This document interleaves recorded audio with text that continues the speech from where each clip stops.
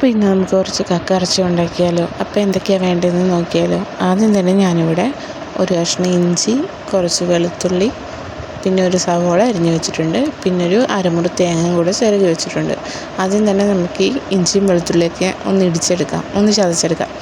അപ്പം ഞാൻ ഇഞ്ചിയും വെളുത്തുള്ളിയും ഒക്കെ നന്നായിട്ടൊന്ന് ചതച്ചെടുക്കുന്നുണ്ട്.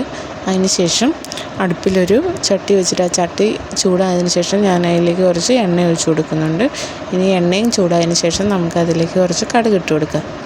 കടുക് പൊട്ടിയതിന് ശേഷം നമ്മൾ ഈ ചതച്ച് വെച്ചിരിക്കുന്ന ഇഞ്ചിയും വെളുത്തുള്ളിയും കൂടെ അതിലേക്കൊന്ന് ഇട്ട് കൊടുക്കുക.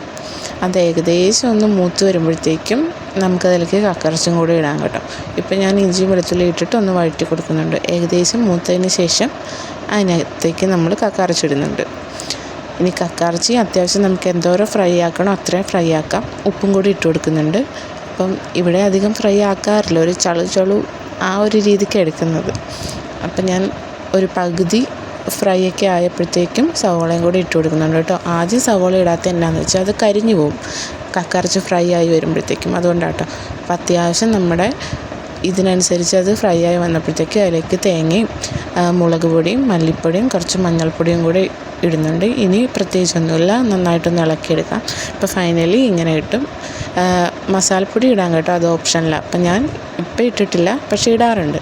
അപ്പോൾ ഇത്രയേ ഉള്ളൂ നമ്മുടെ വീഡിയോ ഇഷ്ടപ്പെട്ടാൽ ലൈക്ക് ചെയ്യണം, ഷെയർ ചെയ്യണം, സബ്സ്ക്രൈബ് ചെയ്യണം. Thank you.